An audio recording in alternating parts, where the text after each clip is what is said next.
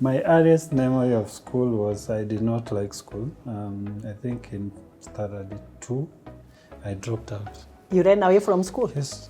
After the beating, I think I put some effort.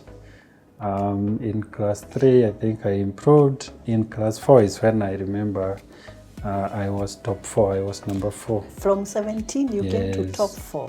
Yes, Wow. and then what happened then is my confidence shifted.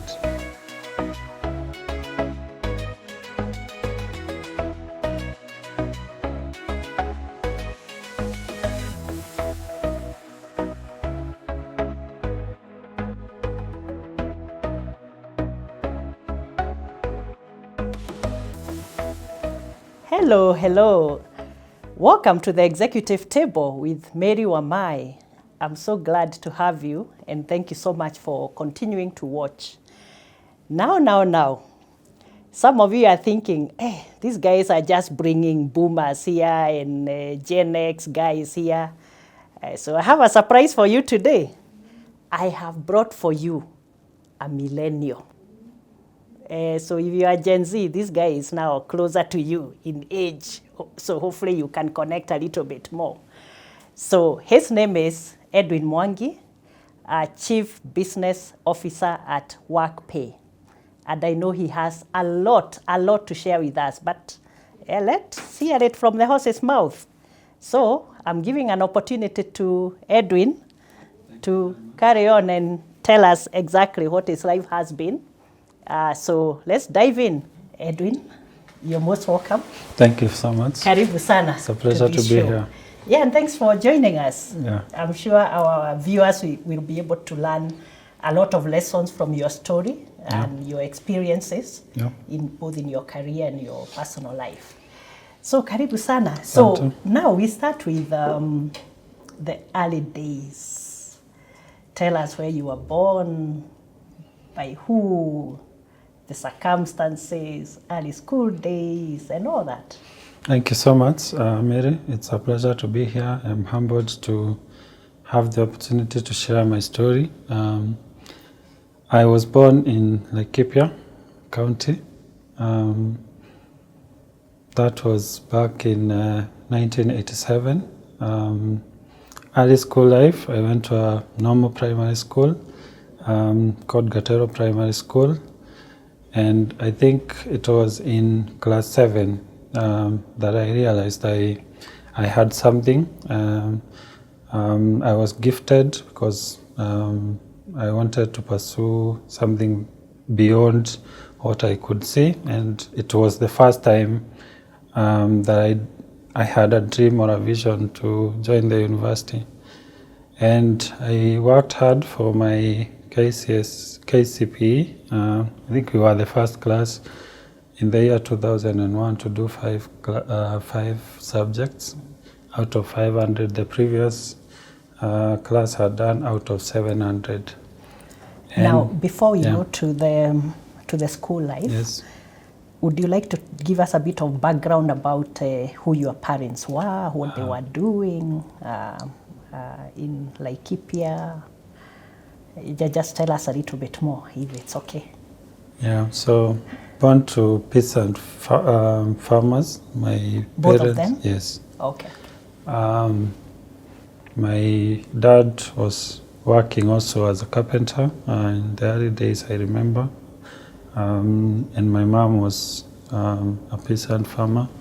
And sometimes they could do odd jobs in people's farms. Mm-hmm. I think that's how they were able to raise the school fees required. At that time, it was not much. So mostly it was manual jobs, either carpentry or casual laborers in the other people's farms. Yes. Both of them. Yes. And how many were you born? Your siblings? Thank you. I'm a firstborn in a family of 3. 3, okay. Yeah, so I have a brother and I have a sister. Oh, typically most of the families were bigger than that. Yeah. Oh, okay, that's good. Brothers, sisters, or how is the mix? Yeah, I have a brother. One, he's the youngest one. My sister is the second one. Oh, okay, so one brother, one sister. Yes. Okay, well, that's great. Yes. So how was it in the primary school life. Just can you remember something interesting from that era, going out with other young boys? And that time boys and girls were almost like the same. Yeah. So any experiences you'd like to share, especially in the village? Yeah, I was raised in a village setup. Those who know Laikipia know the slums. So what happened is Laikipia in the 90s in the 90s there were some conflicts in the west, Laikipia West district, and a lot of people migrated and became squatters. And so are you talking about the tribal clashes yes, that hit parts of the country around that time? Yes. So it was hitting your area? Yes. Okay. So we moved from a place called Sipiri to Marmanet. So are you telling us that you are what we used to commonly refer to as the internally displaced persons, IDPs? Yeah, I think I learned the Would term you fit later. That? But effectively, that is what you are. Yeah, we were because displaced. it referred to all the people who are displaced by those conflicts, the local, either tribal, other conflicts. Yes. Yeah. I think even my parents went out looking for jobs, and that's how they worked other people's farms. Eventually, we settled in a slum, in a rural setting. Those who know Laikipia know the famous kangas. So the informal settlements there are called kangas. People don't own. So it was a camp, basically. Yeah. It's basically you're allotted a small piece of land. You don't have ownership papers, but you can settle there, build some semi-structured, semi-structures and live there. Okay, so was the land big enough, for you to, like a typical farm, or just place Very to put small. up your structure for living, your house, and that's it? Because I think most of them were like that. Very small. I think most people know 50 by 100. 50 by 100, that's small. I know, no, it was half that. Half, okay. Yeah, so it's really tiny. Yeah, it's tiny. You just enough to put up your structure. Just a house. Yeah. So that's the place I was raised. Did you have land in the place, the Sipiri place, where you moved from? My grandfather. So you are basically moved from where you had enough land to a place where you really didn't have much. Yes. Yeah. Okay. So a normal childhood, I think I did all the games boys could play. Was there a river near you? Yeah, of course. Everyone I interview says they were swimming in the local river. Yeah, Did you do that? Yeah, we used to have some naughty games. There was a dam, and the owner of the dam restricted us from swimming. And his side of the dam was the better side. The better side for swimming. So what we used to do is come on this other side, remove our clothes, swim across to the other side, which is prohibited. Yes.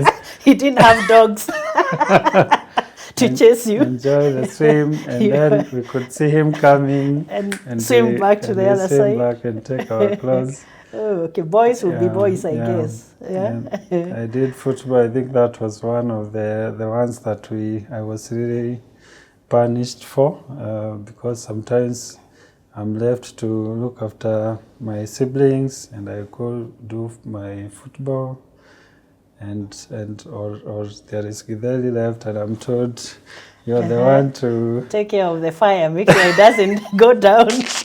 Then you forget. I do football for hours. How was the discipline like for you in your family? Were there canes or slippers or anything belts? that could hit you, I think. At some point I thought my mom hated me. But then again I was conflicted, because in the next minute she's serving me food and I could not understand how those two emotions could coexist. Love and hate at the same time. Yeah. Okay. My earliest memory of school was I did not like school. I think in standard 2, I dropped out. You ran away from school? Yes. Wow. So You know, we literally used to call it running away from school. Yeah. So Why? it was very far. I think it was How 2 long kilometers. did you have to walk? 2 kilometers 2 away. kilometers, Yeah. not too long. I was, okay, I don't know, I did not have a purpose for it. So what I used to do, because I didn't want to go to school, take my packed lunch, along the way, disappear to some bush. Before you get to the school? Yeah, stay there, take my lunch during lunch hour, wait for my schoolmates to come out, and then you walk back home like you've been to school. Of course, I was discovered. How long before you? I think it went on for 2 weeks. And you know, at some point we thought our parents were very daft, Yeah. until we discovered they were very clever. Yeah, They would always so discover I think I was things. discovered with the homework, and then The teacher reported. yes, and when it was discovered, I had to say what I was up to, and I think I received a beating of a lifetime and went back to school. Yeah. But I think it was the bullying. I remember some bullying with some bigger boys when I was very tiny at that time. And I think the school had that culture of the bigger boys in class 4 bullying us. And I think I was scared. But when I went back, had to get used to it somehow. And then what happened in class 3, my grades shifted. I used to, I remember the last, the worst performance was that time we used to be graded by numbers, number 17 In the out class. of 24. 17 out of 24 is Yeah, pretty I good. think I was near the nearer the tail. We used to call it the tail. yeah, and Yeah. and then after the beating, I think I put some effort. In class 3, I think I improved. In class 4 is when I remember I was top 4. I was number 4. From 17, you came to Yes. top 4. Yes, Wow. and then what that happened then is my confidence shifted. And I was like, The more you there is- were yeah. exposing your ability, you got more confident. Right? And then I realized that I got respect now from the big boys. yes, and I was like, now you see me. And So I was now they like, will come to you to show them how to do those yes, maths. I was like, okay, now I want the top position. Okay. And when I was in class 5, I was top of the class. Let me ask you, Yeah. Edwin, how would you describe, to what would you attribute that very drastic change, from towards the tail to the head now in terms of academic performance? What happened within a very short time?